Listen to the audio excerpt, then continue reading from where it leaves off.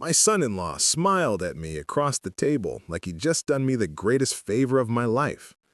That smile should have been my first warning. Craig Mitchell had never smiled at me with genuine warmth in the 11 years he'd been married to my daughter Rebecca. This particular smile belonged to a man who thought he'd already won. "Harry," Craig said, reaching for the breadbasket at the Riverside Grill with the casual confidence of someone about to deliver rehearsed news. "Rebecca and I have made a decision about your living situation. We think it's time you had professional care, somewhere you'd be safe and looked after properly." The words landed between us like stones dropped into still water. I set down my fork slowly. The grilled salmon I'd been enjoying suddenly tasteless. My daughter wouldn't meet my eyes. She stared at her wine glass instead, turning the stem between her fingers with mechanical precision. "Professional care," I repeated, keeping my voice level. "I'm 73 years old, not 93. I still drive, I still manage my own affairs. What exactly makes you think I need professional care?" Craig leaned back in his chair with that insufferable smile still plastered across his face. "Come on, Harry, you're not getting any younger. What happens if you fall and nobody finds you for days?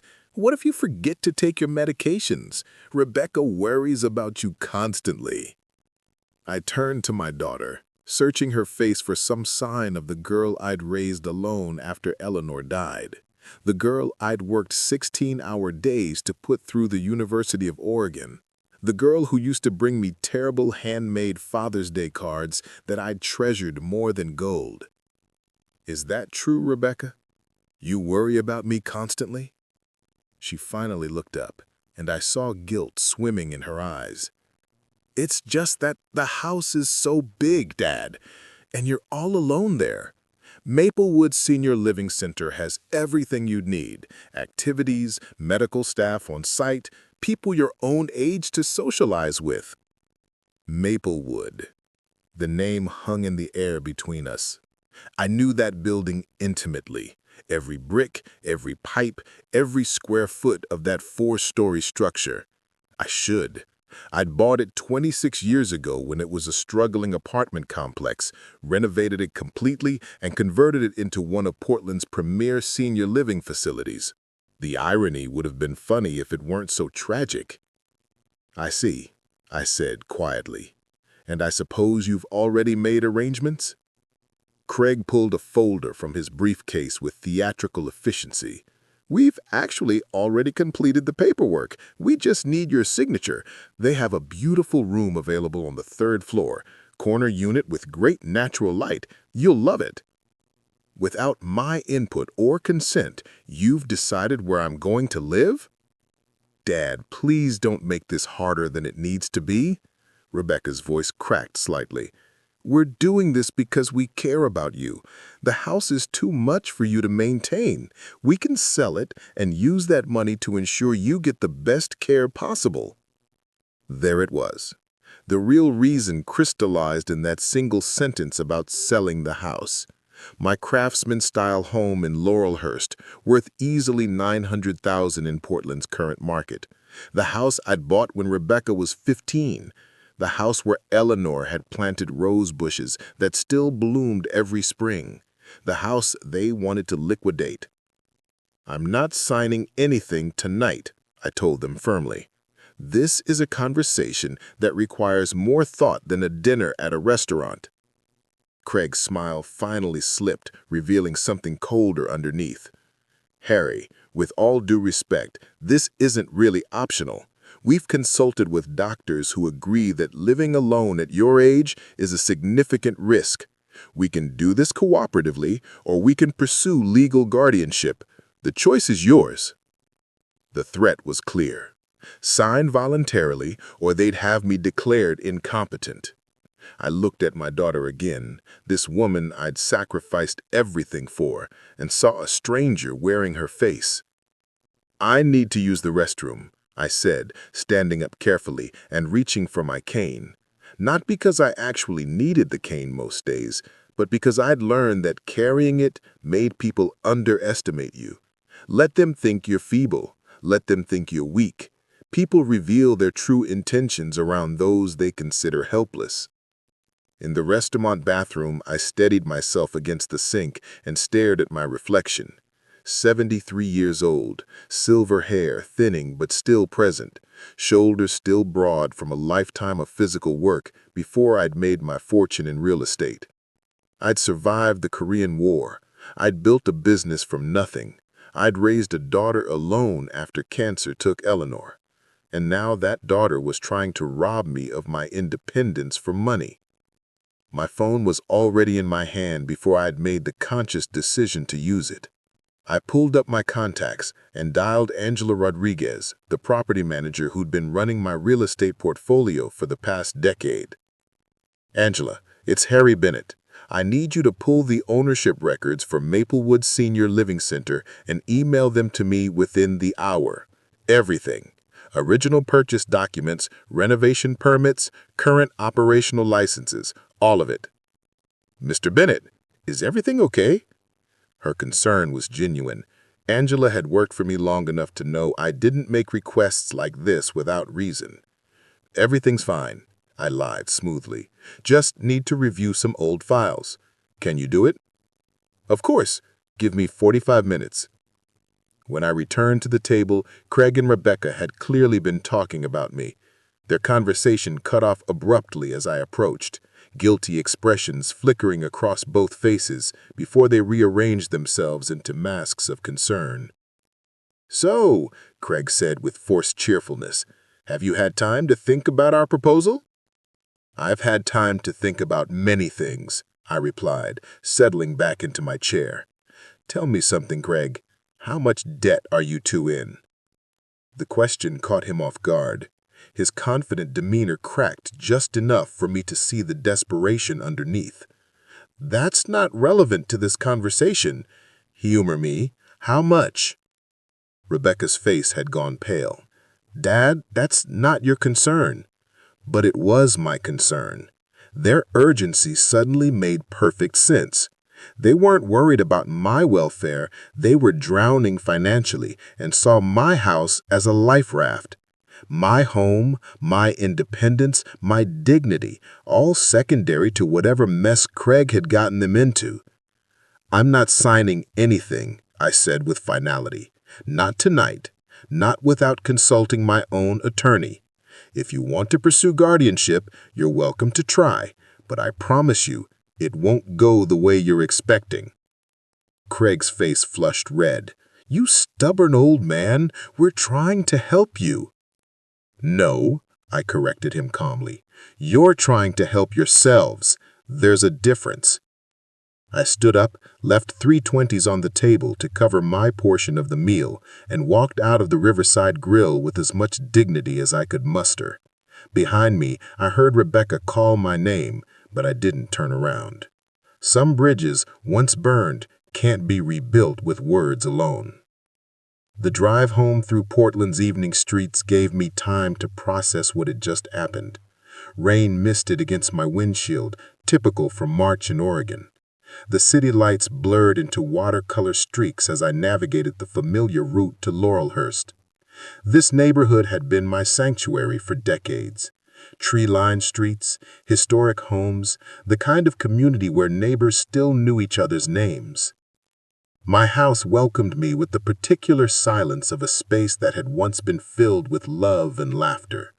Eleanor's presence still lingered in the carefully chosen paint colors, the built-in bookshelves she insisted on, and the kitchen where we'd cooked together for 22 years before cancer stole her away. I walked through each room slowly, seeing it through Rebecca and Craig's eyes. To them, this was just square footage and market value. To me, it was every memory that mattered. Rebecca's first steps in the living room. Eleanor's piano, still sitting in the corner, even though no one had played it in 15 years. The marks on the kitchen doorframe tracking Rebecca's height from age 5 to 18. My phone buzzed. Angela's email had arrived with military precision.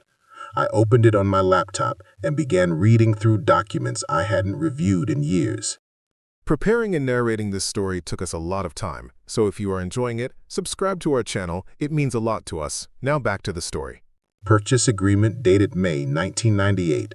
Total acquisition price of $420,000 for the struggling apartment complex that would become Maplewood Senior Living Center. Renovation permits from 1999, totaling another $600,000 in improvements. Conversion licenses approved in 2000. Operational permits renewed annually for the past 24 years. Before we jump back in, tell us where you're tuning in from, and if this story touches you, make sure you subscribed because tomorrow I've saved something extra special for you. Every single document bore one name as primary owner, Harold Bennett. I'd structured the ownership through a property management company for tax purposes and liability protection. The facility's day-to-day operations were handled by hired administrators. Most people assumed it was owned by some faceless corporate entity. Even Rebecca didn't know. I'd never mentioned it because there'd never been a reason to. My daughter had shown no interest in my business affairs after Eleanor died. She'd been too busy building her own life, marrying Craig, pursuing her career in pharmaceutical sales. Now they wanted to put me in a facility I owned. The irony was almost poetic. The next morning arrived with the kind of gray drizzle that made Portland famous. I'd barely slept, spending most of the night reviewing my legal options and property records. By 6 a.m., I was already on the phone with Edward Carlson, my attorney for the past 20 years. "Edward, I need to see you today. It's urgent." His response was immediate and professional. "I can clear my schedule for 11. What's this about, Harry?" "My daughter is trying to have me committed to a nursing home against my will. I need to understand my legal position and make some arrangements." The pause on the other end of the line told me Edward was processing the implications. "I'll have my paralegal pull all your estate documents. We'll review everything when you get here." I spent the morning going through my house with new eyes, photographing everything. My organized filing system, the spotless kitchen, the medication organizer on the counter with every pill in its proper compartment, the maintenance logs showing regular upkeep on the house. Evidence of a competent mind managing a complex life. At 9:30, my doorbell rang. Through the peephole, I saw Rebecca standing on my porch, her face drawn and tired. She was alone. No Craig. That was something, at least. I opened the door but didn't invite her in. "Dad, we need to talk." Her voice was strained. "Last night didn't go the way I hoped." That's one way to describe attempted elder abuse. She flinched like I'd slapped her. "That's not fair. We're worried about you." "Are you, Rebecca? Or are you worried about yourselves?" Tears welled in her eyes. Real ones this time. "You don't understand. Craig's business failed. We owe so much money. The creditors are threatening to take our house. I didn't know what else to do." And there it was. The confession I'd suspected but hadn't wanted to believe. My daughter wasn't trying to protect me. She was trying to save herself, using my assets as the solution. "So your plan was to have me declared incompetent, sell my house, and use the money to pay your debts?" "It's not like that. We genuinely think you'd be better off at Maplewood. You'd have company, activities, medical care. And yes, selling the house would help us get back on our feet. Is that so wrong? After everything you've done for me, can't you help me now when I need it?" The manipulation was almost impressive, turning her betrayal into an appeal to my parental obligation, making me the selfish one for refusing to give up my home and independence. "Rebecca, I worked 3 jobs to put you through college. I paid for your wedding when Craig's family couldn't afford to contribute. I helped with your down payment on your first house. I've given you everything I had to give, including my best years. And now you want to take what little I have left. You'll still have everything you need at Maplewood. You'll just be safer." The word hung between us like poison. Safer. As if independence and dignity were dangers to be protected against. "I need you to leave now, Rebecca. I have an appointment." "Dad, please. Leave. Now." She stood there for another moment, tears streaming down her face, before turning and walking back to her car. I watched her drive away and felt something inside me break that I knew would never fully heal. This was my daughter, my only child, the little girl who used to climb into my lap and make me read the same bedtime story 5 times in a row. And she'd chosen to betray me for money. Edward Carlson's office occupied the 23rd floor of a downtown high-rise with panoramic views of Portland and Mount Hood in the distance. His receptionist ushered me in immediately, and Edward stood from behind his desk with the concerned expression of a man who'd been reviewing disturbing documents. "Harry, sit down. We need to talk about this situation." For the next hour, I laid out everything that had happened at the Riverside Grill: Craig's threats about legal guardianship, Rebecca's admission about their financial troubles, their plan to sell my house and commit me to Maplewood. Edward made notes on his legal pad with the methodical precision that made him one of Portland's most respected estate attorneys. When he finished, he sat back and removed his glasses. "First, let me address the guardianship threat. For them to succeed, they'd need to prove you're mentally incompetent or physically unable to care for yourself. Based on this conversation and your documented history of competent decision-making, that case would be extremely difficult to make. You're clearly of sound mind. What if they find a doctor willing to say otherwise? Then we counter with 3 doctors who will say you're perfectly competent." His expression hardened. "Harry, what they're attempting is called undue influence and financial exploitation. It's illegal. If they proceed down this path, they could face criminal charges." "I don't want to prosecute my daughter. I just want to protect myself." "I understand, but you need to be prepared for the possibility that this could escalate. Now let's talk about protective measures we can take immediately." Edward pulled out several documents he'd prepared: a durable power of attorney naming him and Angela Rodriguez as my agents, effective only if I became truly incapacitated; an advance healthcare directive specifying my wishes regarding medical care; a revocable living trust that would protect my assets from probate and make them harder to challenge. "We should also consider updating your will," Edward said carefully. "Given the circumstances, you may want to reconsider the provisions regarding Rebecca's inheritance." I'd already been thinking about that during the sleepless night. My current will left everything to Rebecca, assuming she'd honor my memory and use the inheritance wisely. That assumption now seemed dangerously naive. "What would you recommend?" "A measured approach. You can establish conditions for her inheritance or place assets in trust with specific terms. You could also make charitable bequests. The point is to ensure your assets are distributed according to your actual wishes, not manipulated through coercion." "I want to think about it, but yes, let's start the process of restructuring everything." We spent another hour going through details and signing documents that would, at minimum, make it almost impossible for Rebecca and Craig to gain control of my assets without my explicit, witnessed consent. When I finally left Edward's office that afternoon, I felt armored against whatever came next. But I wasn't prepared for what I found when I returned home that afternoon. My front door was ajar. The lock showed fresh damage, scratches around the mechanism where someone had forced entry. My heart hammered as I pushed the door open wider and stepped inside. The house had been ransacked. Not violently, but systematically. File cabinet drawers stood open. Papers were scattered across my desk. My bedroom had been searched, drawers rifled through, the closet disturbed. Someone had been looking for something specific, and they'd been thorough about it. I called the police immediately, and Officer Patricia Hayes arrived within 20 minutes.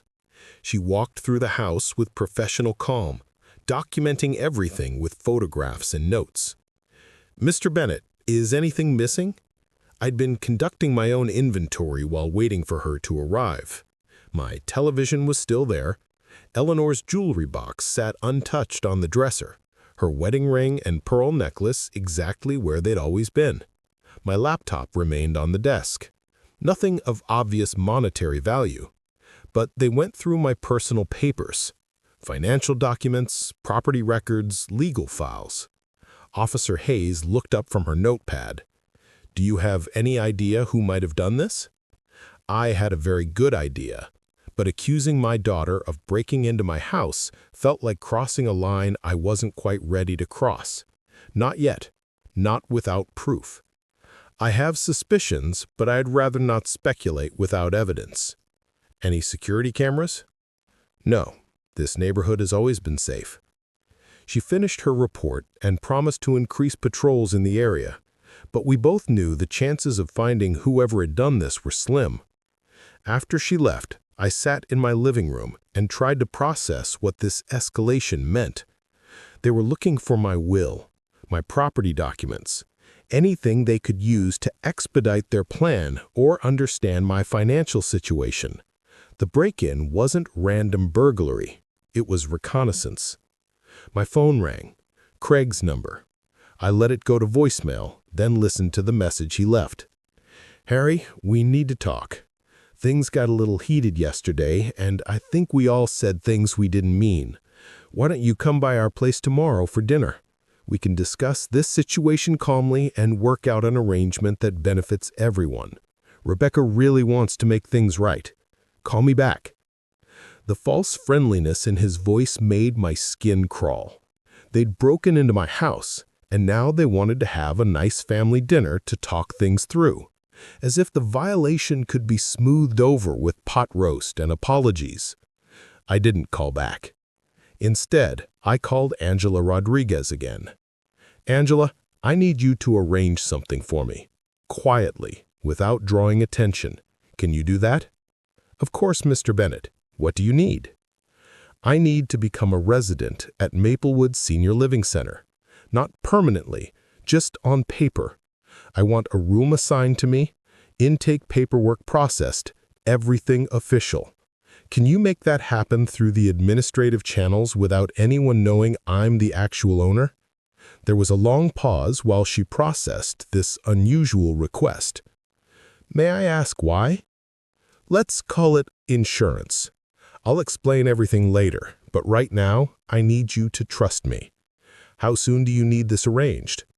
"By the end of the week, if possible." "Consider it done, Mr. Bennett. Anything else?" "Yes. I need you to compile a complete report on the facility's operational finances. Resident payment records, staff payroll, maintenance expenses, everything. And Angela, I need you to look for any irregularities, anything that doesn't add up." "You think something's wrong at Maplewood?" "I think it's time I paid closer attention to one of my investments, that's all." After we hung up, I sat in my violated house and began planning my next move. Rebecca and Craig thought they were hunting a helpless old man. They didn't realize they were about to walk into a trap of their own making.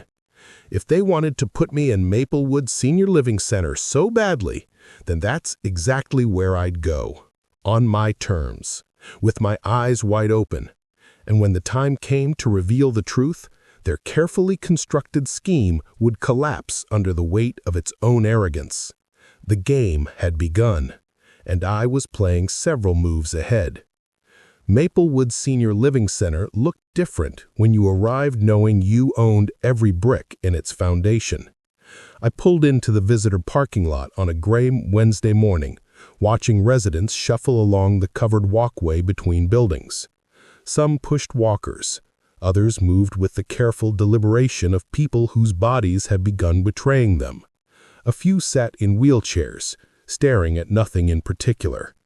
Angela had worked miracles in 72 hours. My intake paperwork was complete, processed through the normal administrative channels. Room 318 had been prepared and assigned to Harold Bennett, new resident, voluntary admission. The administrator, Stephen Walsh, had no idea the man moving in today was actually his employer. Angela had structured the ownership through enough corporate layers that my name never appeared on his daily operational reports. I'd packed 2 suitcases with enough clothes and personal items to make the charade convincing. Eleanor's framed wedding photo, my Korean War service picture, a few books. The bare minimum someone might bring when their family convinced them this transition was temporary. The lobby smelled like every institutional building I'd ever entered. disinfectant trying to mask something organic underneath, floral air freshener fighting a losing battle. The front desk was staffed by a young woman with a professional smile that didn't quite reach her eyes. "Welcome to Maplewood, Mr. Bennett. I'm Jessica. We've been expecting you." She consulted her computer screen. "You're in room 318. Beautiful corner unit with lots of natural light. Let me get someone to help you with your bags and show you around." "I can manage," I said, but she was already waving over a maintenance worker. The elevator ride to the third floor gave me time to study the building with fresh perspective. Clean, but institutional. Handrails along every wall, emergency pull cords, everything designed for safety, nothing designed for dignity.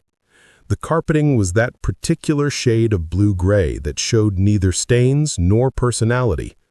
Room 318 was exactly what I'd expected. 12 by 14 feet, hospital bed with rails, narrow closet, small bathroom with grab bars and a walk-in shower. One window overlooking the courtyard where residents could sit on benches and pretend they were somewhere else. The walls were beige. Everything was beige. I unpacked slowly, arranging Eleanor's framed wedding photo on the nightstand where I could see her smile. 30 years she'd been gone, but some mornings I still woke up expecting to find her beside me. Cancer didn't care about fairness or love or the plans you'd made together. "Lunch is served at noon in the dining hall," the maintenance worker said, lingering in my doorway.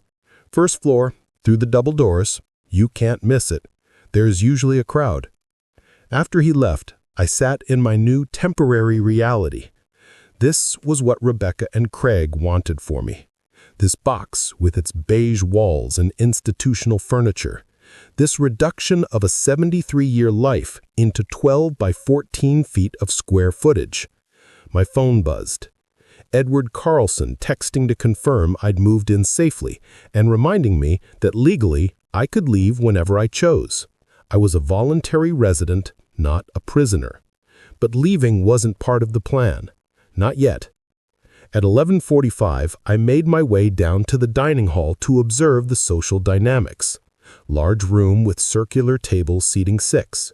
Industrial kitchen visible through serving windows. The smell of overcooked vegetables and mystery meat. Residents were already gathering, claiming their usual spots with the territorial instinct of people whose world had shrunk to the size of a building. I selected a table near the windows and settled in to watch. Most residents ate in silence or spoke in fragments to table mates who might or might not be listening. But at one table, in the corner, I noticed something different. 3 people sat together with the unmistakable energy of individuals still fully present in their own lives. Their conversation was animated. Their eyes were sharp. They looked like people who didn't belong here any more than I did. The woman had steel-gray hair pulled into a neat bun and the ramrod posture of someone who'd spent decades commanding attention in classrooms or boardrooms. The older man had the weathered face and powerful forearms of someone who'd worked with his hands his entire life. The third person was a distinguished-looking woman whose quiet observation suggested legal or academic background. After collecting my tray of rubber chicken and instant mashed potatoes, I approached their table. "Mind if I join you? I'm new here. Room 318. The gray-haired woman studied me for a moment before nodding. "Dorothy Chen. This is George Martinez and Virginia Thompson. You can sit, but fair warning, we don't do small talk about the weather or complain about the food like everyone else here." "Good, because I'm not interested in either." I extended my hand. "Harry Bennett." George shook with a grip that could still crack walnuts. "What brings you to our little paradise, Harry? You don't look like someone who belongs in a place like this." "My daughter and her husband think I'm too old to live independently. They want to sell my house and use the money to pay off their debts." The 3 of them exchanged glances that told me I'd just passed some kind of test. "Welcome to the club," Virginia said quietly. Her voice carried the measured tone of someone who chose words carefully. We've all got similar stories. Family members who decided we were in inconvenient problems with convenient solutions. Dorothy leaned forward. My son is a cardiac surgeon. Brilliant man, terrible human being. He convinced me to sign a power of attorney last year, told me it was just for emergencies. Within 2 months, he'd sold my house, emptied my investment accounts, and deposited me here. I didn't find out until the money was gone. George's jaw tightened. My daughter owned a small accounting firm. I helped her build it from nothing, worked there part-time even after I retired from the fire department. She had me declared mentally incompetent based on some quack doctor's evaluation I never actually received. Sold the business for a fraction of what it was worth and put me in here to keep me quiet. Virginia's story was perhaps the most painful. I was a circuit court judge for 32 years, retired with full pension, sound mind, healthy body. My nephew, who I'd helped raise after my sister died, convinced me to update my estate planning. What I didn't know was that he'd inserted himself as my healthcare proxy and financial guardian. He manufactured a medical emergency, had me briefly hospitalized for observation, and used that 48 hours to have me declared incapacitated. By the time I understood what had happened, I was here, and he was liquidating my assets. "How long have you all been here?" I asked. Dorothy answered first. 8 months. George and Virginia arrived within weeks of each other about 5 months ago. We found each other because we were the only ones who still seemed angry about our situations. Everyone else here has just accepted it.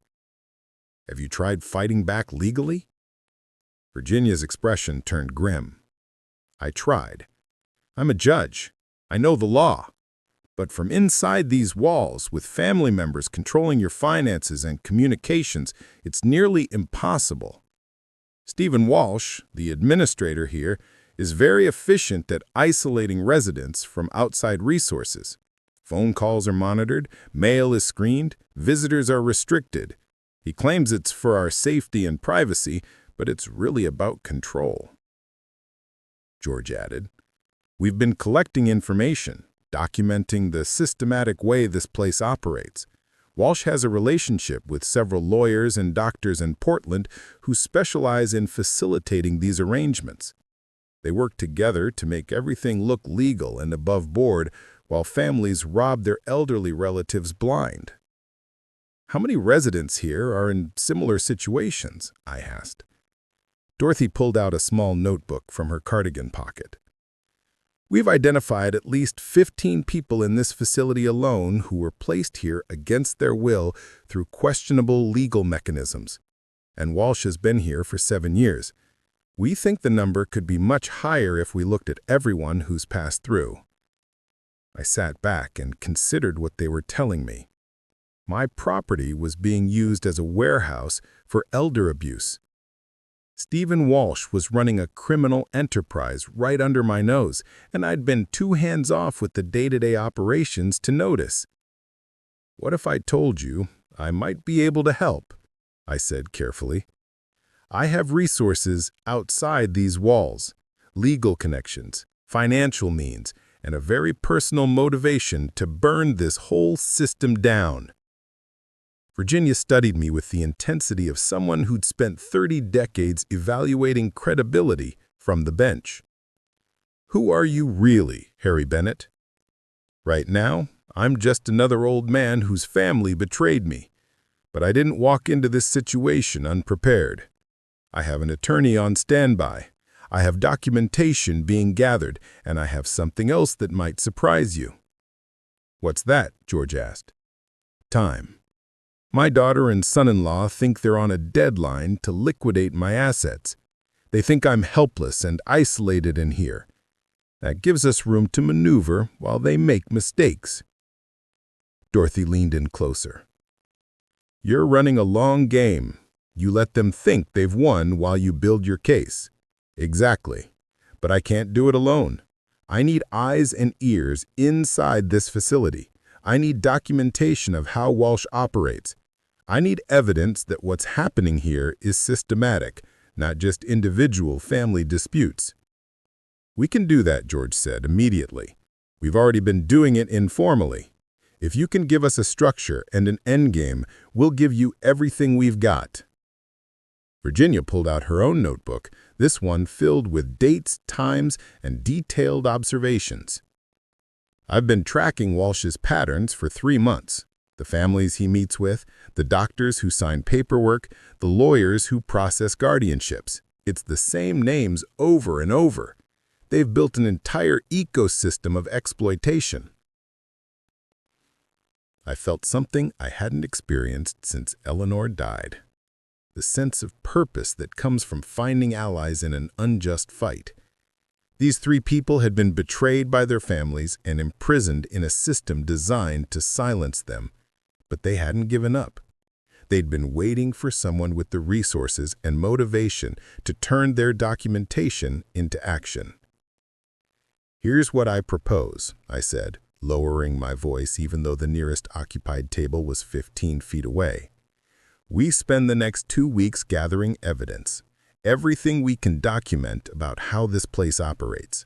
Meanwhile, my attorney is building a legal case against my daughter and son-in-law.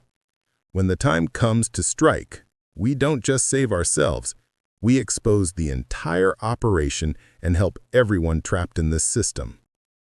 "That's ambitious," Dorothy said, but her eyes were bright with possibility. "What makes you think you can pull it off?" "Because I'm not just some random old man who's locked away." I looked at each of them in turn. "I own this building. Every brick, every pipe, every legal document that keeps this place operational. Stephen Walsh works for me, even though he doesn't know it yet.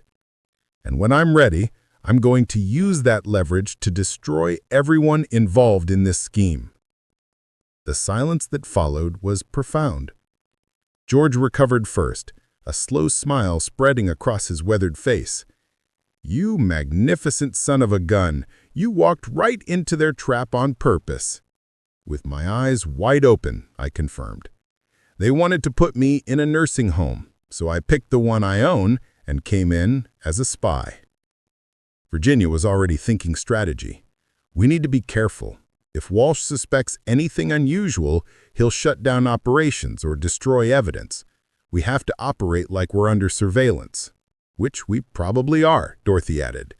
"I've noticed Walsh watching certain residents more carefully than others, the ones who still seem sharp, the ones who ask too many questions."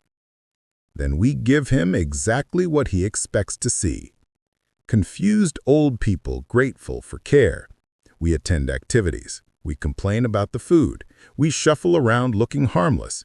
And while everyone thinks we're senile, we document everything." George cracked his knuckles with satisfaction. "I haven't felt this alive in months. When do we start?" "We already have," I told him. "From this moment forward, everything we see and hear goes into the record. By the time we're done, we won't just have enough evidence to free ourselves. We'll have enough to shut this entire operation down and make sure Walsh and his accomplices never do this to anyone else." As lunch ended and residents began shuffling back to their rooms or toward afternoon activities, our little group dispersed with the careful casualness of co-conspirators. To any observer, we were just 4 old people who'd shared a meal and conversation. Nobody would suspect we'd just formed an alliance that would bring down a criminal enterprise operating in plain sight. I returned to room 318 and stood at the window, looking down at the courtyard where an elderly man sat alone on a bench, feeding pigeons from a small bag of seeds. How many people in this building were prisoners who thought they had no options? How many families had convinced themselves that stealing from their parents was somehow justified? My phone buzzed with a text from Rebecca. "Have you thought more about what we discussed? We really need to move forward with the house sale. Craig's predators are getting aggressive." I typed back a carefully crafted response. "I'm thinking about it. Just need some time to adjust to this new situation. Give me a week." Her reply came almost instantly. "Of course, Dad. Take all the time you need. We love you." The lie sat on my screen like an insult. But let her think I was softening, considering their demands. Let her think the isolation and institutional setting were breaking down my resistance. Every day they believed they were winning was another day for me to build an unassailable case. I pulled out my own notebook and began writing. Documentation of my first day at Maplewood, the layout of the facility, the staff patterns, the way Walsh positioned himself near the front desk during visiting hours, screening who came and went, the subtle ways residents were discouraged from making phone calls or sending mail. This was just the beginning. Dorothy, George, Virginia, and I were about to show Stephen Walsh and every family member who'd betrayed their elderly relatives that some old people still had fight left in them. And when we were done fighting, the whole rotten system would come crashing down around their ears. The game was accelerating, and I was exactly where I needed to be. Thursday morning began with the kind of routine that made institutional life feel eternal. Breakfast at 7:30, medication distribution at 8, morning activities at 9. I shuffled through it all with the defeated posture of someone who'd accepted their fate, but my mind was cataloging everything. Stephen Walsh made his rounds through the dining hall during breakfast, stopping at tables with performative concern. "How are we feeling today, Mrs. Patterson? Mr. Jacobson, did you sleep well?" His smile was practiced, his concern manufactured. I watched him move through the room and saw what I'd missed as an absentee owner. This man wasn't running a care facility, he was managing assets. Dorothy caught my eye from across the room and gave the slightest nod toward Walsh. She'd been right yesterday. He paid special attention to certain residents, the ones who still seemed alert, the ones whose families visited regularly. He was assessing threats, identifying which situations needed careful management. After breakfast, I returned to my room and called Angela Rodriguez from my cell phone. Walsh's surveillance didn't extend to monitoring personal mobile phones, an oversight that would prove costly for him. "Angela, I need you to pull personnel files for Stephen Walsh, employment history, references, any disciplinary actions, everything we have on him." "Already ahead of you, Mr. Bennett." She sounded pleased with herself. "I started digging into his background yesterday after you mentioned looking for irregularities. You're going to want to hear this." "I'm listening." "Stephen Walsh has worked at 5 different senior care facilities in the past 12 years. He never stays anywhere longer than 3 years. I contacted administrators at his previous locations using the excuse that I was verifying his employment history for insurance purposes. 3 of them had concerns about financial irregularities during his tenure. Nothing they could prove definitively, but enough that they were relieved when he moved on." "Did any of them report him?" "That's the interesting part. In each case, the facility management decided it was easier to let him resign quietly rather than pursue formal investigations.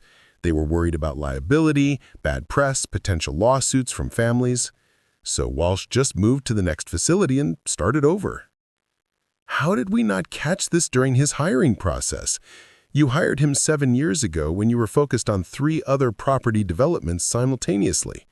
The background check company you used at the time did basic criminal history and employment verification. They confirmed he'd worked to where he said he'd worked. They didn't dig deeper into why he kept moving." I felt a cold anger settling in my chest. So I've been paying this man to run a criminal operation out of my own building for 7 years. "It appears that way. But, Mr. Bennett, there's more. I've been going through the facility's financial records like you asked me. There are patterns in the resident payment accounts that don't make sense." "What kind of patterns?" "Walsh processes all incoming payments from residents or their families. Normal procedure. But there are dozens of small transfers coded as administrative fees, medical supply charges, activity costs. Individual amounts are small enough not to trigger attention, usually between $50 and $200. But when you add them up across multiple residents over months, we're talking about significant money disappearing into accounts that I can't fully trace." He's skimming, systematically and carefully. I estimate he's been siphoning roughly $15,000 per month from resident accounts. Over 7 years, that's more than $1 million. The scope of Walsh's operation was becoming clear. He wasn't just facilitating family exploitation of vulnerable elderly people. He was running his own parallel theft scheme, taking advantage of residents who were already being victimized by their relatives. The families stole the big assets, like houses and investment accounts. Walsh skimmed from the monthly payments those families made to keep their inconvenient relatives warehoused and quiet. Angela, I need you to document everything you're finding. Create a comprehensive report with specific transaction records, dates, amounts. We're going to need this for the authorities. Already compiling it. Should be ready by tomorrow afternoon. One more thing. Can you find out which lawyers and doctors Walsh works with most frequently? Virginia mentioned he has a network that facilitates these arrangements. I can pull records of which professionals have signed paperwork for resident admissions. Give me a few hours. After we hung up, I sat on my institutional bed and stared at Eleanor's photo. She'd been a nurse for 23 years before cancer forced her retirement. She believed in caring for vulnerable people with dignity and compassion. What would she think, knowing that a facility I owned was being used as a warehouse for elder abuse? I know, I told her photo quietly. I should have been paying closer attention. But I'm fixing it now. At 10 o'clock, I made my way to the common room where Virginia had said she'd be attending the morning book discussion group. It was the perfect cover for conversation. Residents gathered in a loose circle while a young activities coordinator tried to generate enthusiasm for discussing a mystery novel most of them hadn't actually read. I settled into the chair next to Virginia, who was knitting something that might eventually become a scarf. George sat across the circle, apparently dozing. Dorothy was near the window, working on a crossword puzzle. To any observer, we were just four old people who'd shared a meal and conversation. The coordinator asked questions about plot points and character motivations, receiving scattered responses that suggested most participants were only vaguely aware of what book they were discussing. It was sad and perfect, the ideal environment for hiding in plain sight. Virginia leaned slightly toward me without breaking her knitting rhythm. Walsh made 3 phone calls this morning from his office. I was in the hallway outside pretending to be confused about where the bathroom was. Heard him mention new resident intake procedures and accelerating paperwork processing for families who wanted expedited placements. He's drumming up business, I murmured, pretending to listen to the coordinator. George's eyes were actually open behind his drooping eyelids. I talked to maintenance staff yesterday, asked them about Walsh's routine, how long he'd been here, whether they liked working for him. They were careful about what they said, but I got the impression several of them don't trust him. One guy mentioned that Walsh schedules private meetings with certain families in his office after hours, which struck him as odd. Dorothy looked up from her crossword. I've been tracking visitor patterns, writing down who comes to see which residents and how often. The correlation is striking. Residents who were placed here through questionable legal mechanisms get almost no visitors after the first month. Their families stay away, probably to avoid confronting what they've done. Meanwhile, residents who chose to come here voluntarily get regular visits from children and grandchildren who actually care about them. We're documenting a crime scene, I said quietly. Every piece of evidence we gather makes the case stronger. The book discussion continued around us, a meaningless backdrop to our actual work. When it ended, we dispersed naturally, heading in different directions without any indication we'd been collaborating. I spent the afternoon in my room, making notes on my laptop about everything I'd learned. Angela's financial discoveries, the pattern of Walsh moving between facilities every few years, the network of lawyers and doctors who facilitated fraudulent placements, George's information about after-hours meetings, Dorothy's visitor patterns, Virginia's surveillance of Walsh's phone calls. At 2 o'clock, my phone rang. Edward Carlson. Harry, we need to talk about your daughter.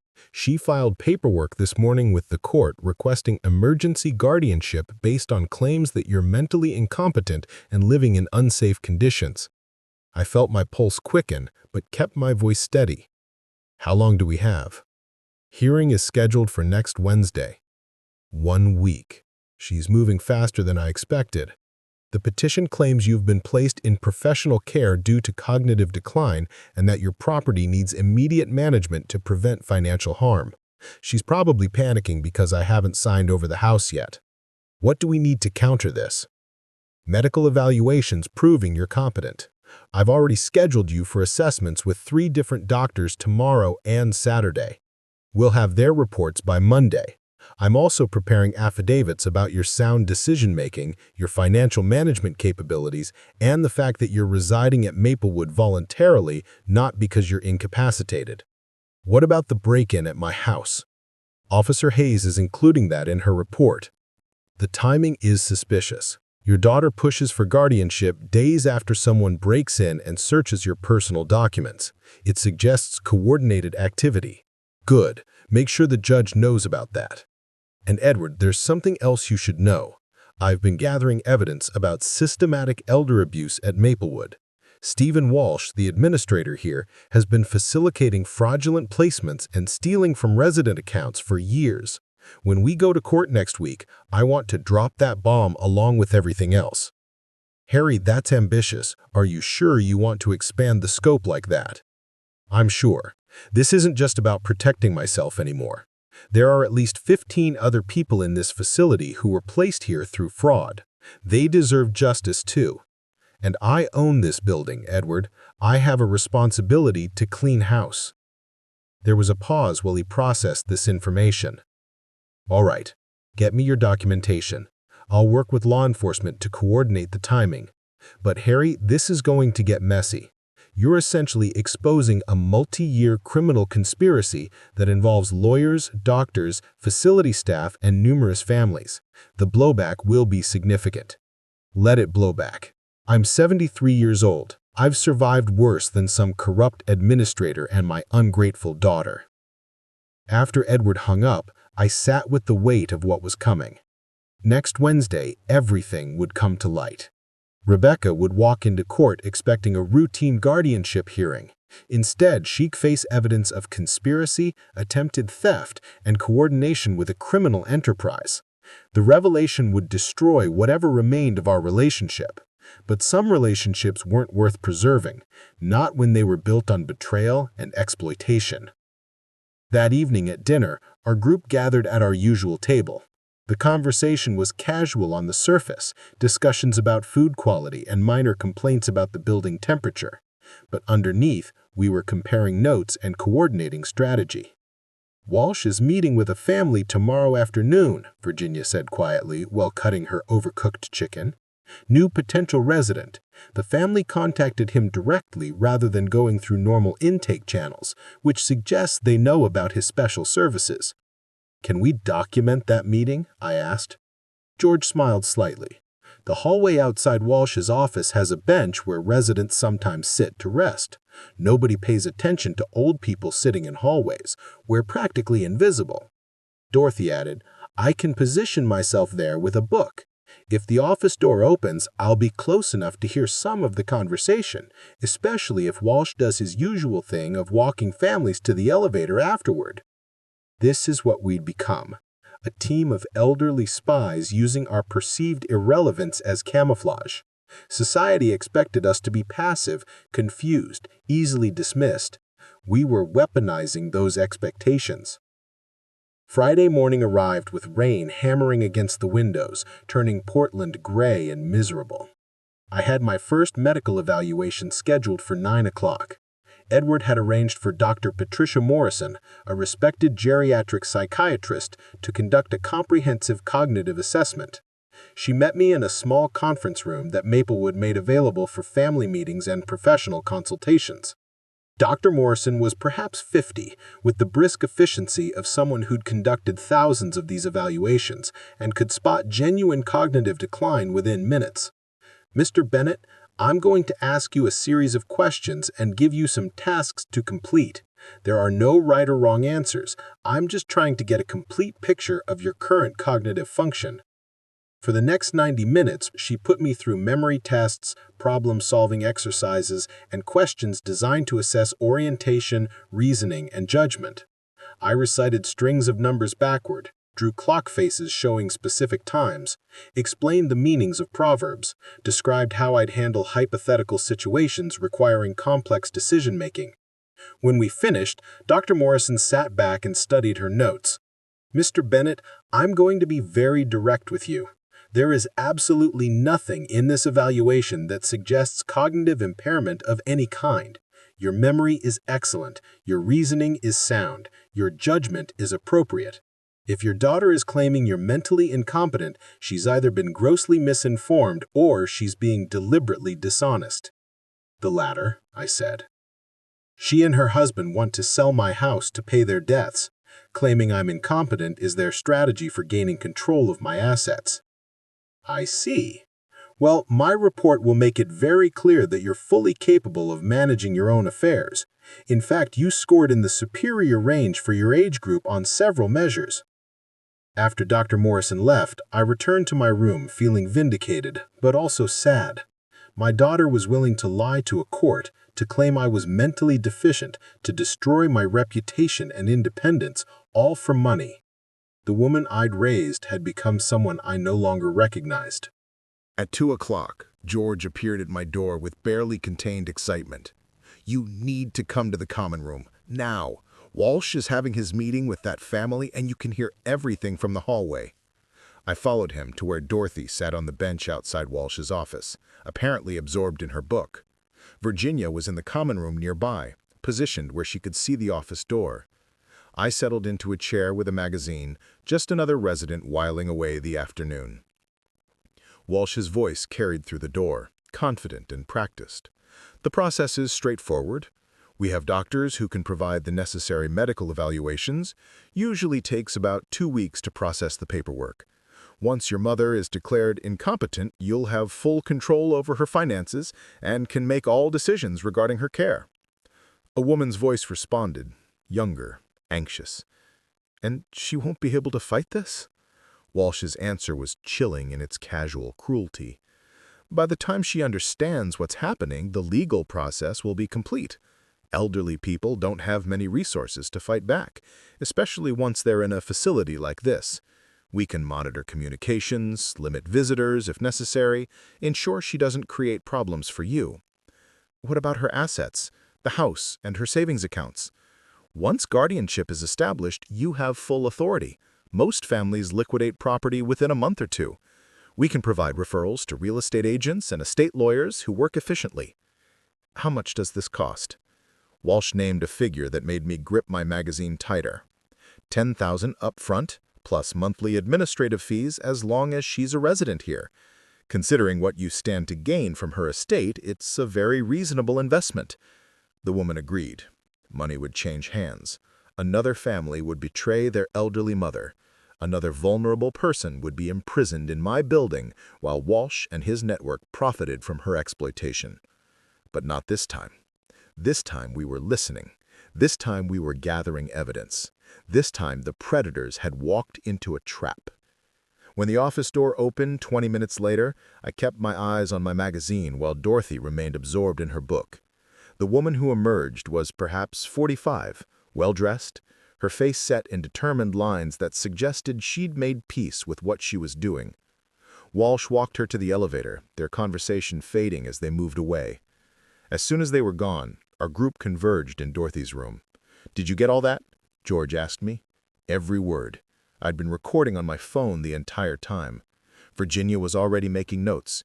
"That's conspiracy to commit fraud, elder abuse, financial exploitation, and Walsh just laid out his entire operation for us. We need to get that recording to the authorities immediately," Dorothy said. "That poor woman's mother might only have days before they move against her. I'll send it to Edward tonight. He can forward it to law enforcement, but we need to be careful. If Walsh suspects we're onto him, he'll destroy evidence and warn his network." George nodded grimly. "We keep playing our roles, confused old people who don't understand what's happening around them. Meanwhile, we document everything and wait for the hammer to drop." The rain continued outside, washing Portland clean, while inside Maplewood, we prepared to expose the rot that had been growing for 7 years. Next Wednesday, Rebecca would face justice for what she'd tried to do to me, but Stephen Walsh would face something worse. The the full weight of law enforcement armed with evidence of systematic elder abuse, financial fraud, and conspiracy. He'd built his criminal empire thinking elderly people were powerless. He was about to discover just how wrong he'd been. Monday morning arrived with crystalline clarity, the kind of Portland weather that made you forget the city spent half the year under gray clouds. I dressed carefully in the suit Edward had brought me over the weekend. Navy blue, pressed shirt, the tie Eleanor had given me for our last anniversary together. If I was going to face my daughter in court, I'd do it looking like the competent, successful man I'd always been. Angela had delivered her complete financial report on Saturday afternoon, 347 pages documenting Stephen Walsh's embezzlement scheme in excruciating detail. Transaction records, account transfers, forged signatures on administrative fee authorizations. She'd traced the money through multiple accounts, showing how Walsh had systematically stolen from vulnerable residents for 7 years. The evidence was irrefutable. Edward had spent Sunday coordinating with the District Attorney's Office, the Adult Protective Services Division, and the Oregon Department of Human Services. What had started as a guardianship dispute had exploded into a multi-agency investigation of elder abuse, fraud, and conspiracy. By Monday morning, Detective Marcus Chen from the Financial Crimes Unit had already obtained warrants to seize Walsh's records and freeze his accounts. The plan was elegant in its timing. My guardianship hearing was scheduled for 10 o'clock Wednesday morning. Walsh would be arrested Tuesday afternoon, giving him no time to warn his network or destroy evidence. Rebecca and Craig would walk into court Wednesday expecting a routine proceeding, only to discover their conspiracy had been exposed and criminal charges were pending. Dorothy knocked on my door at 7:30. She wore a lavender dress I'd never seen before, her hair styled professionally. Behind her stood George in a clean pressed shirt and Virginia in a dark blue suit that made her look every inch the retired judge she was. "We're coming with you Wednesday, all of us. We're going to sit in that courtroom and watch justice happen." "You don't have to do that. This is my fight." George shook his head firmly. "You made it our fight when you decided to expose Walsh and help all of us. Besides, we want to see the look on that administrator's face when he realizes his whole operation is collapsing." Virginia added, "I've already contacted my former colleagues in the circuit court. They're very interested in how guardianship petitions are being abused to facilitate elder exploitation. Your case is going to shine a spotlight on systematic problems in the system." I felt gratitude wash over me, warm and unexpected. These 3 people who'd been strangers 2 weeks ago had become the family Rebecca should have been. They understood loyalty, integrity, the bonds formed through shared struggle. Stephen Walsh made his usual rounds during breakfast, oblivious to the fact that his world would implode within 24 hours. I watched him stop at tables, offering his practiced smile and manufactured concern. How many families had he pitched his services to? How many vulnerable people had he imprisoned in this building while stealing their money and facilitating their relatives' betrayal? After breakfast, I returned to my room and called Rebecca. She answered on the second ring, her voice bright with false warmth. "Dad, I'm so glad you called. How are you settling in at Maplewood?" "I've had time to think about everything. About the house, about your situation, about what you and Craig are asking of me." I heard the hope surge in her voice. "Does that mean you're ready to sign the papers?" "It means I understand now what kind of person you've become, what kind of choices you've made. And I wanted you to know that before Wednesday." "Wednesday? The guardianship hearing?" "Dad, that's just a formality. The doctors have already provided their evaluations. You don't even need to attend if you don't want to." "Oh, I'll be there. I promise you that. And Rebecca, when you walk into that courtroom, I want you to remember something. I worked 3 jobs to give you every opportunity in life. I sacrificed everything so you could have a future, and you repaid me by trying to steal the only thing I had left." "Dad, you're confused." "We're trying to help you. I've never been less confused in my life. See you Wednesday, Rebecca." I hung up before she could respond. Let her spend the next 2 days wondering what I meant. Let the anxiety build. She deserved every moment of uncertainty. Tuesday afternoon unfolded exactly as planned. At 2 o'clock, Detective Chen arrived at Maplewood with 4 uniformed officers and multiple warrant documents. I watched from the common room window as they entered the building, their presence causing immediate disruption to the facility's usual tranquil facade. Walsh was in his office, completely unprepared for what was about to happen. The administrative staff tried to intercept the officers, asking about the nature of their visit, but Detective Chen simply presented his warrants and proceeded directly to Walsh's door. What we heard next was chaos filtering through the building. Raised voices, Walsh demanding to know what this was about, Detective Chen reading charges in a flat, professional tone. The sound of file cabinets being opened, computers being seized, boxes being filled with evidence. Dorothy sat beside me, knitting needles clicking with satisfaction. About time someone held that man accountable. George was grinning. Think he realizes yet that his boss is sitting 20 feet away watching this happen? He'll figure it out soon enough, Virginia said quietly. When they start interviewing residents about the operation, our names will come up. We've been gathering evidence for weeks. 15 minutes later, Walsh was led out of the building in handcuffs.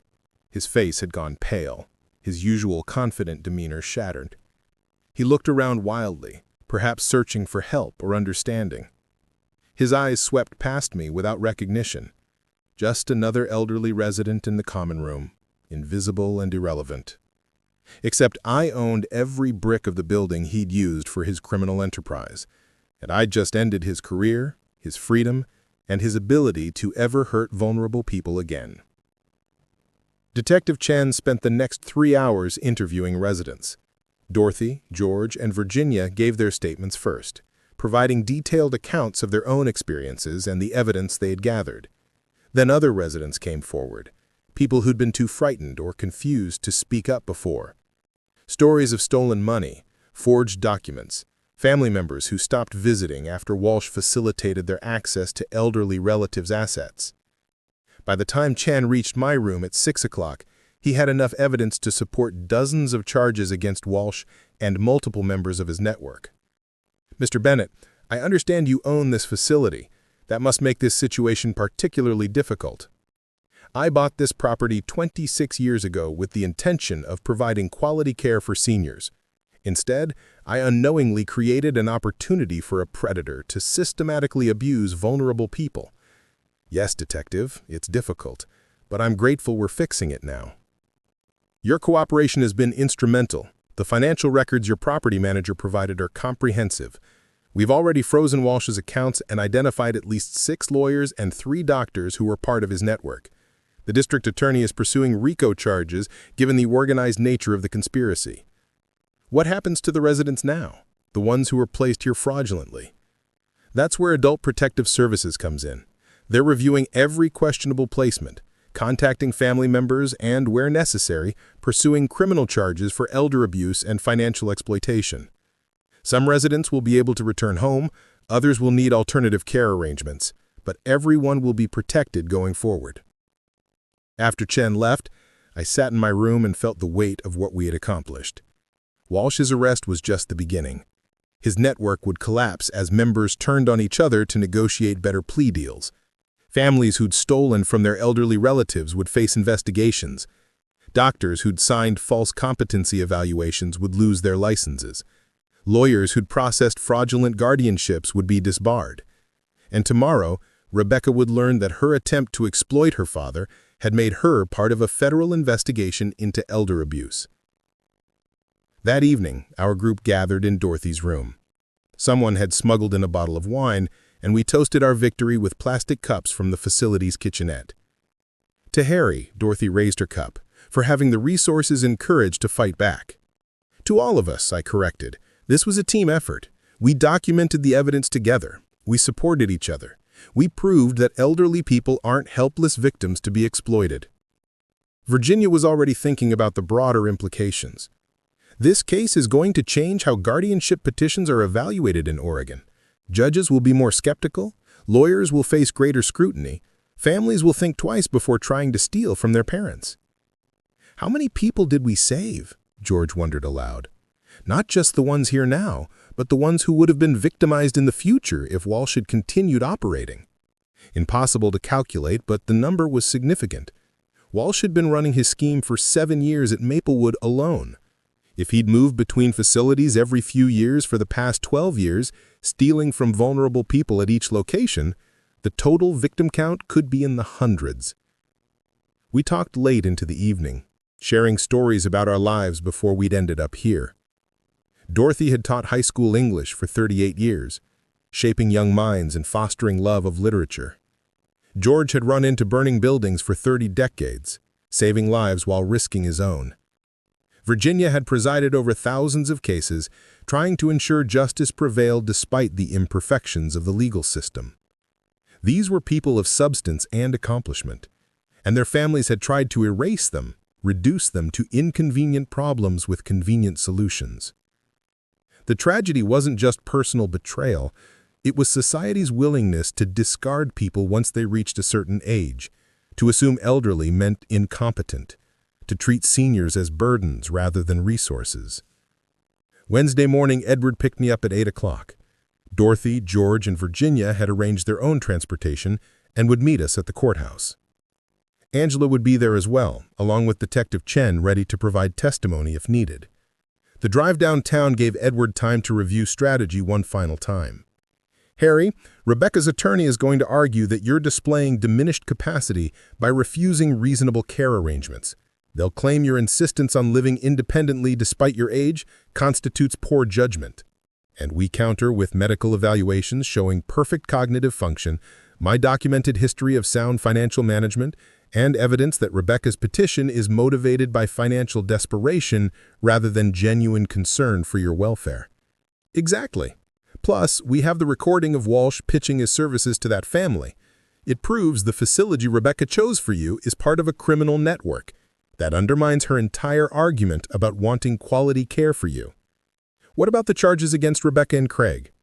Detective Chen will be in the courtroom. If the judge rules against Rebecca's petition, which seems likely given our evidence, Detective Chen will arrest her immediately on conspiracy charges.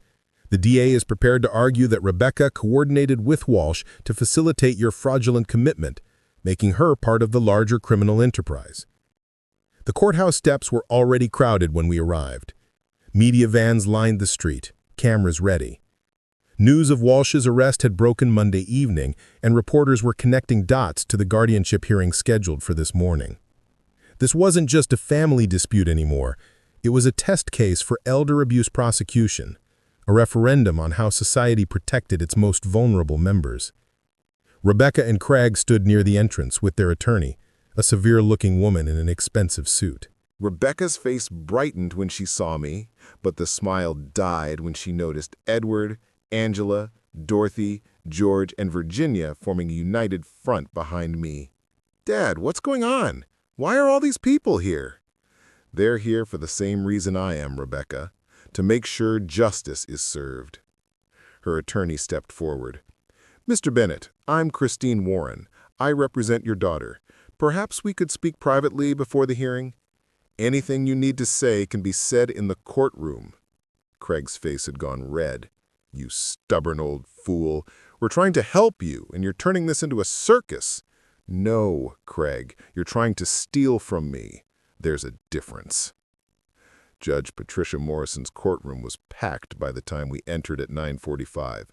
The same Dr. Morrison who had evaluated my cognitive function on Friday. The same judge name I'd noticed on the docket. Coincidence or Edward's strategic scheduling, I wasn't sure, but it felt like providence. "All rise for the Honorable Judge Morrison." The judge entered with the brisk efficiency of someone who'd presided over thousands of cases. She surveyed the crowded courtroom with raised eyebrows before taking her seat. "This appears to be attracting more attention than the typical guardianship petition. Miss Warren, you're representing the petitioner?" "Yes, Your Honor. Rebecca Connor Thornton is seeking emergency guardianship of her father, Harold Bennett, based on concerns about his cognitive decline and inability to manage his own affairs safely." "And Mr. Carlson, you're representing Mr. Bennett?" "I am, Your Honor. We're opposing this petition on the grounds that Mr. Bennett is fully competent, that the petition is motivated by financial interests rather than genuine concern, and that evidence will show this is part of a broader pattern of elder abuse." Judge Morrison's expression sharpened. "Those are serious allegations, Mr. Carlson." "We have serious evidence, Your Honor." "Very well, Miss Warren, present your case." For the next 45 minutes, Rebecca's attorney argued that I was exhibiting signs of cognitive decline, making poor decisions, living in unsafe conditions. She presented statements from neighbors who'd noticed me walking with a cane, reports that I'd been hospitalized briefly last year for a minor health issue, claims that I'd become isolated and depressed after Eleanor's death. All of it was technically true, but deliberately misleading. The cane was precautionary after a minor fall on ice. The hospitalization was routine surgery for a hernia. The isolation was grief, not dementia. But Warren spun it into a narrative of decline and incapacity. Then it was Edward's turn. He stood with the calm authority of someone who knew he held the winning hand. "Your Honor, I'd like to present medical evaluations conducted by 3 independent physicians, all of whom concluded that Mr. Bennett shows no signs of cognitive impairment whatsoever. In fact, he scored in the superior range for his age group on multiple measures." He handed copies to the judge and to Warren. Rebecca's face had started to lose color. "Furthermore, I'd like to introduce evidence that Miss Thornton's petition is motivated by financial desperation rather than concern for her father's welfare. Mr. Bennett, would you please explain your current living situation?" I stood, facing the judge directly. "Your Honor, 2 weeks ago, my daughter and her husband attempted to force me into a nursing home against my will. They wanted to sell my house to pay debts they'd accumulated through poor financial decisions. When I refused, they broke into my home and searched my private papers. Then they filed this guardianship petition using a facility that's part of a criminal network specializing in elder abuse." Warren shot to her feet. "Objection, Your Honor. These are wild accusations without foundation." "Actually," Edward said calmly, "we have foundation. Detective Chen, would you join us, please?" The detective approached from the gallery, carrying a thick folder. "Detective Chen is with the Financial Crimes Unit. He arrested Stephen Walsh, administrator of Maplewood Senior Living Center, yesterday on charges of fraud, embezzlement, and elder abuse. Walsh has been operating a criminal enterprise that facilitates family exploitation of vulnerable elderly people." "Your Honor, this is highly irregular," Warren protested. "What does Mr. Walsh's alleged crimes have to do with my client's petition?" Edward played the recording. Walsh's voice filled the courtroom, explaining how he could facilitate fraudulent guardianship, limit a mother's ability to fight back, help families liquidate assets quickly. The woman's voice agreeing to pay $10,000 for these services. When it ended, Judge Morrison's expression was thunderous. "Miss Warren, did your client have any contact with Mr. Walsh before filing this petition?" Warren looked at Rebecca, who'd gone completely pale. Rebecca shook her head frantically. "Actually," Edward said, "we have phone records showing 3 calls between Miss Thornton and Mr. Walsh in the week before Mr. Bennett was taken to Maplewood. We also have testimony from facility staff that Miss Thornton met privately with Walsh on 2 occasions. Rebecca stood up, her voice shaking. "I was just touring the facility, trying to find good care for my father. By coordinating with a criminal who specializes in fraudulent placements?" I kept my voice level, but the courtroom heard every word. "You chose that facility specifically because Walsh told you he could help you steal my house." "That's not true." Rebecca was crying now, real tears streaming down her face. "Dad, I love you. I was worried about you." "You were worried about your creditors," I corrected, "and you decided the solution was to have me declared incompetent so you could liquidate my assets." Judge Morrison had heard enough. "This petition is denied. Furthermore, I'm ordering an investigation into how this case was presented to the court. If evidence supports Mr. Bennett's claims, I'll be referring this matter for criminal prosecution." Detective Chen moved forward. "Rebecca Connor Thornton, you're under arrest for conspiracy to commit fraud and elder abuse. You have the right to silence." The courtroom erupted. Media members rushed for the exits to file their stories. Rebecca screamed as handcuffs closed around her wrists. Craig tried to run but was intercepted by uniformed officers who had been waiting in the hallway. And through it all, I stood with Dorothy, George, and Virginia beside me. 4 elderly people who'd refused to be victims, who'd fought back against a system designed to silence them, who'd proven that age did not mean helplessness. Justice had been served.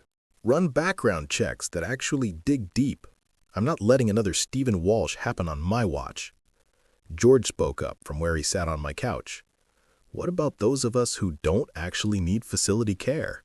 We were only there because our families put us there fraudulently. That's where it gets interesting. Virginia pulled out legal documents she'd been carrying. I contacted my former law clerk, who's now a partner at a civil rights firm. We're filing a class action lawsuit on behalf of everyone Walsh victimized. The damages could be substantial, both from Walsh personally and from the families who conspired with him. How many families are facing charges? Dorothy asked.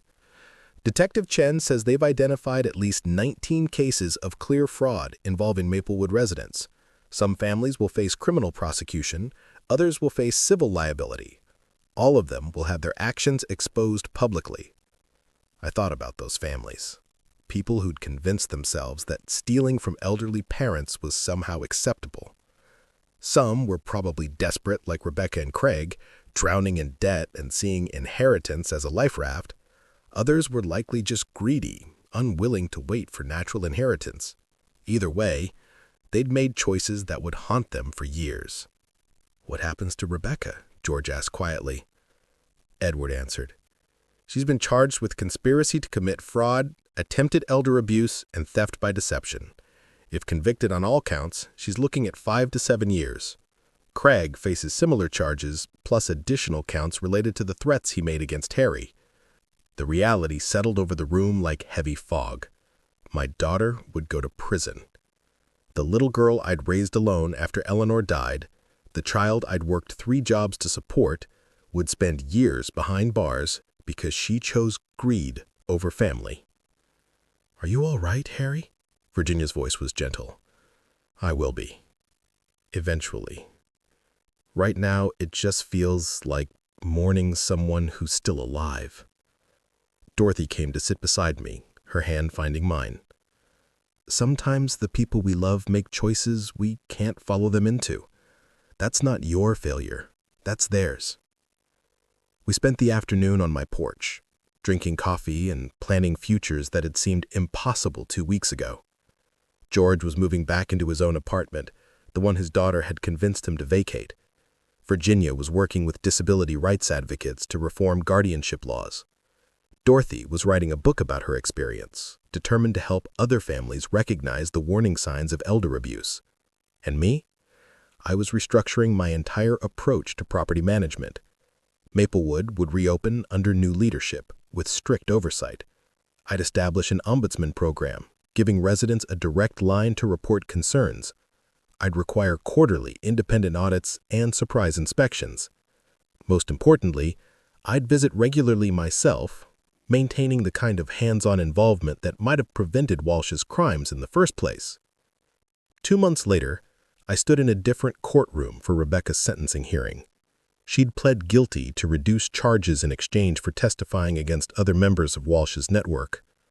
Craig had taken his case to trial and lost badly, facing 8 years. Rebecca looked smaller somehow, diminished by orange prison garb and the weight of her choices. When the judge asked if she had anything to say before sentencing, she turned to look at me. "Dad, I know sorry isn't enough. I know I destroyed everything between us, but I want you to know that I understand now what I did. Not just legally, but morally. I tried to steal your dignity, your independence, your home, the things you worked your entire life to build. And I did it because I was weak and scared and desperate." She paused, tears streaming down her face.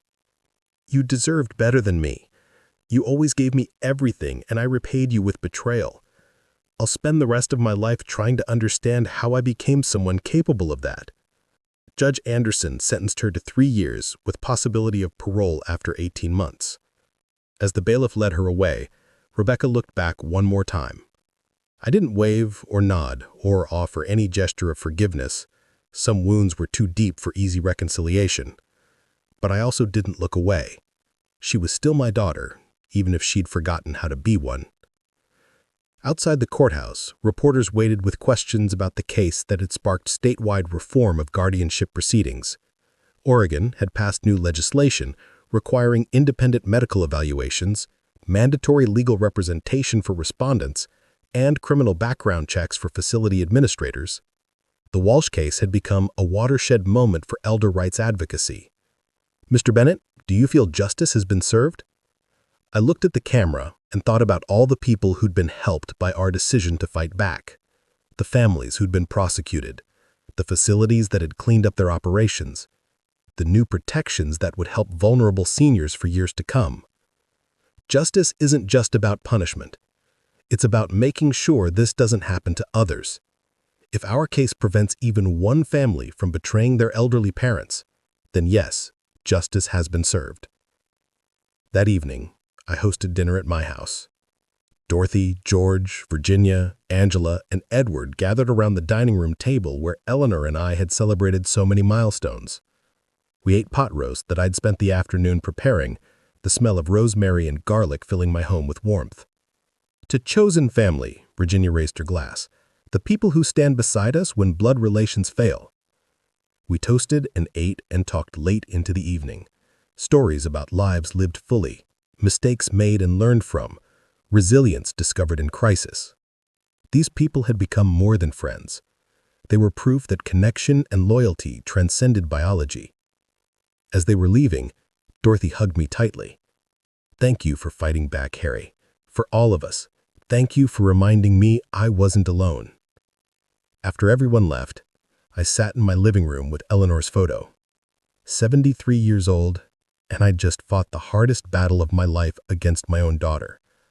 But I'd also discovered that family could be chosen, that dignity was worth fighting for, and that elderly didn't mean helpless. The house settled around me with familiar creaks and whispers. Outside, Portland's lights twinkled against the darkness. Somewhere in the city, Rebecca was beginning her prison sentence, learning to live with consequences. Somewhere else, families were making better choices because our case had shown them the cost of betrayal. And here, in the home I defended and reclaimed, I was exactly where I belonged, independent, surrounded by people who genuinely cared, secure in the knowledge that I'd turned my daughter's attempted exploitation into systematic reform that would help countless others. The old man they'd tried to warehouse had not only survived, he'd changed the game entirely. And tomorrow would bring new opportunities to ensure no one else faced what I'd endured. The best was indeed yet to come. Up next, you've got 2 more standout stories right on your screen. If this one hit the mark, you won't want to pass these up. Just click and check them out.